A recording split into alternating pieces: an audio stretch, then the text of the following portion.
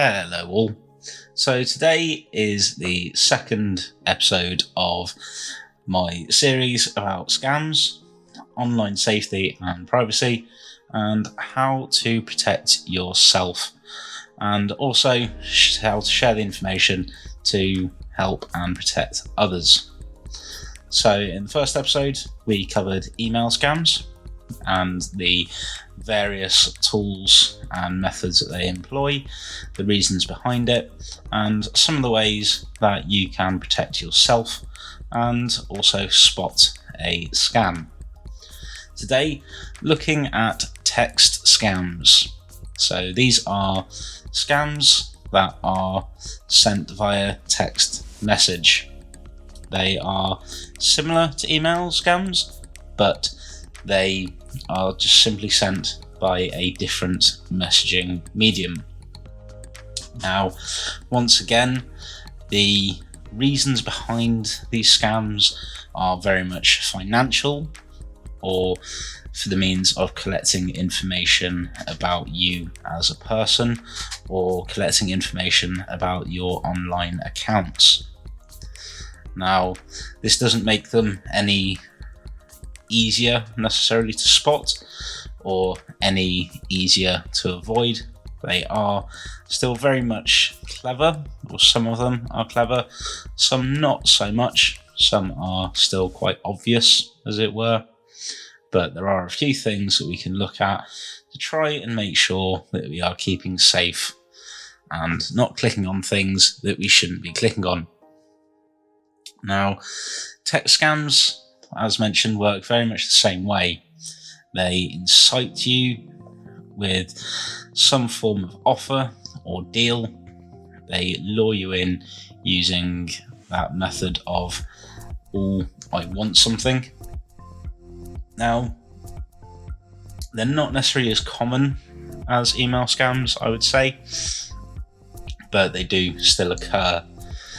Now, I've got an example that I will kind of cover a little bit later, but the basis of an email scam, as mentioned, is very much one where you get a message and it will offer you something along the lines of a free item, or possibly you've won something, or possibly even kind of the promise or potential of winning something. Now, often the people behind them have been clever enough to have it set up so that when it comes through, it looks as if it is from a genuine sender or a reputable company. This can be your phone provider or energy provider, something such as that, and they are very much phrased in a way that once again kind of lures you in to sense of security or sense of false security, and will also kind of lure you in with the promise of winning something. Now, most companies won't simply text you unless they actually have to. And I use that word "have to" very importantly.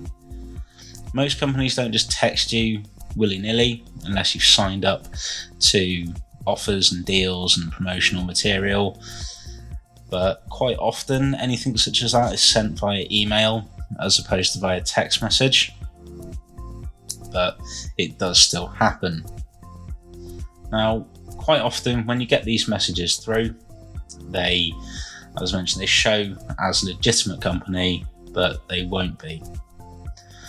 One thing to keep in mind, as with emails, if you don't trust the person or the company that the message says it is from, leave it alone.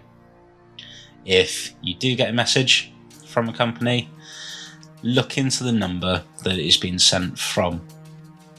This is a very valuable way of making sure that it is the company that it is proposing to be. Just Google search the number, see if that comes up in any search results, and if so, see what other people are saying about it. Others might say, yes, this is legitimate. Others might say, no, this is a scam. Go on that collective knowledge. That collective knowledge can be very powerful. Now, it doesn't necessarily mean it's absolutely spot on. Some people do say that legitimate calls and text messages are scams just because of the fact that a company has contacted them and they don't wish to be contacted. But by Googling the number, having a look, you can see if it is a legitimate company. Quite often, text messages will have a link in them that you have to click on. As with any sort of link within an email, a message, anything like that, if you're not sure, don't click it. It's one of the best pieces of advice I can give. If you are ever slightly unsure, even the smallest amount, please do not click links. These links are designed to send you to a web page that is very convincing, that then lures you into putting your personal details in. Doesn't give you anything back for it, but you put in your email address, passwords, things such as that, and it then harvests that information about you. That information can then be used to access other accounts, or even sold on to others who then will access accounts, or potentially look at even stealing your whole identity. As previously mentioned, identity theft is very difficult to overcome. It can be a very time-consuming process, and also there is no promise that you'll get any money back that you have given to companies or people that are claiming to be somebody or something else. Now, mentioned earlier an example. So this was sent to my father-in-law.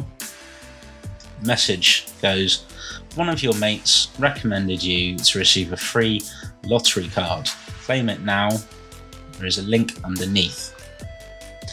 Now, the language in and of itself isn't necessarily aggressive, such as that.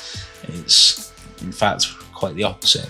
It lures you in to making you think, oh, my friends have thought about me and they think that I could do with a chance to win some money.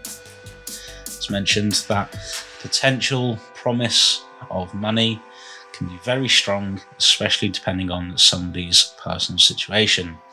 If you're given a chance to get something for free, or to get yourself out of a very difficult situation that you may be in, an offer or a promise such as this can be very, very enticing. Now, once again, another thing to keep in mind is look at who has sent it. So in this instance, the sender of the item is Schiller. Now, my father-in-law doesn't know anyone by that name. I can't say I know of anyone by that name or a company by that name. Not to say it doesn't exist, but that to me doesn't reek of a reputable company or a reputable person. Now, the sender information, as with emails, is very important to look at. If you recognise the name, once again, go through the kind of simple checks of check the number. If you have a contact by that same name, message them. Say, hey, have you sent me a message recently about this topic? No? Okay, I know it's a scam. I can delete it.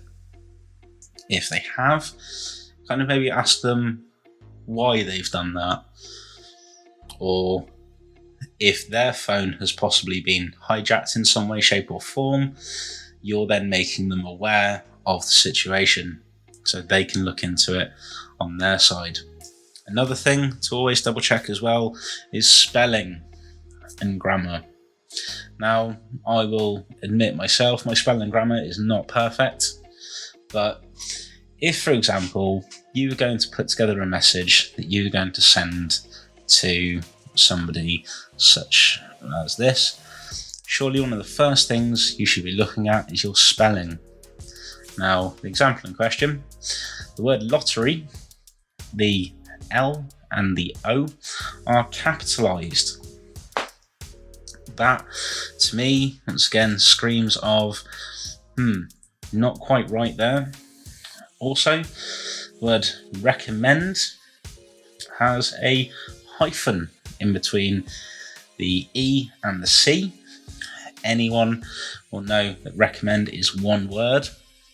Also, the word free has 3 E's in it and the F is capitalised. Once again, that to me seems a little bit odd. Why capitalise a letter at the end or near the end of a sentence? And it doesn't have 3 E's, it only has 2. And it then also has a hyphen after it. Once again, these are all things that make it look like it has been typed out by somebody that either English isn't their first language, or it has been done by an automated system. Now, bots or automated systems are very clever. You can input criteria, you can then spit out a message and automatically send it to a massive amount of numbers automatically. Now, as mentioned, these are little things, and as anyone who's ever messaged another human being knows, spelling mistakes do occur. But it's one of those things you should still look at to see if you think that doesn't seem quite right.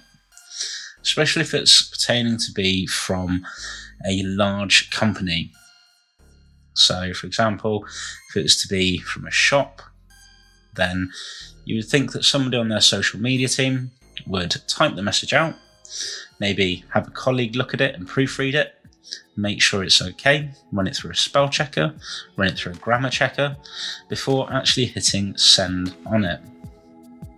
Now, it doesn't always happen. Some pages do put out posts that are grammatically incorrect, spelling mistakes, things such as that. It does happen, doesn't mean that the page isn't legit, but spelling mistakes are also a common part of text scams. They are one of the biggest ways of seeing that it is a scam. As with emails, my advice is always don't click on any links and delete it as soon as you possibly can. Now, over recent years, there have been a few that have kind of been pertaining to be from very large retailers. Amazon is one, Tesco's, Asda, John Lewis had one on its WhatsApp platform. All of them are designed to lure you in under the offer of something. Now, a lot of these companies do have reward schemes, but those reward schemes have been around for quite some time and are very well known. And the processes in regards to signing up and claiming things on those reward schemes are very clear. One thing that is seen quite often is offers for vouchers for places such as Tesco's, Asda, Argos, saying click this link, we'll send you a voucher. Now, realistically, those companies can and do send people vouchers, but they do not do it in that way. Quite often, you have to be part of their membership or reward scheme. They will then send it to you either in an email or via an app that you then redeem yourself. So think about how companies also operate. If it seems out of the norm for a company to operate that way, think, okay, maybe I'll just contact them firstly, see if this is legitimate, and if not, I can then take the appropriate action.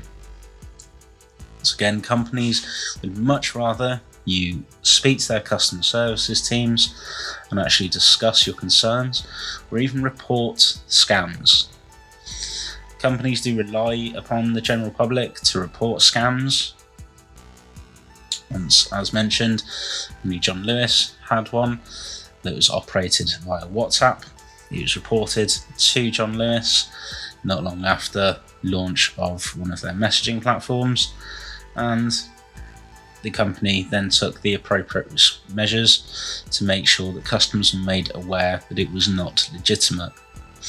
That was in the shape of social media posts saying, please do not click this link. It showed examples of the kind of messages, and the teams that were then answering the phones and messages were also made aware of the situation and given the appropriate tools and knowledge to reassure customers that this isn't a legitimate offer, and these are the steps we advise in regards to keeping yourself safe. So, just to summarise, text scams, just as bad as email scams, not necessarily as prevalent, especially in the UK. I think most network providers in the UK are very good at kind of filtering out scams and things such as that. But once again, if you are unsure about anything you receive, do not click on it. Do your homework, do your research.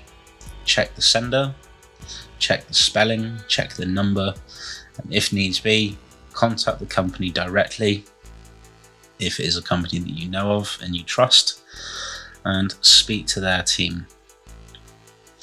So thank you ever so much for listening. That is a brief summary on text scams. If you do have any questions, queries, comments, please do leave them.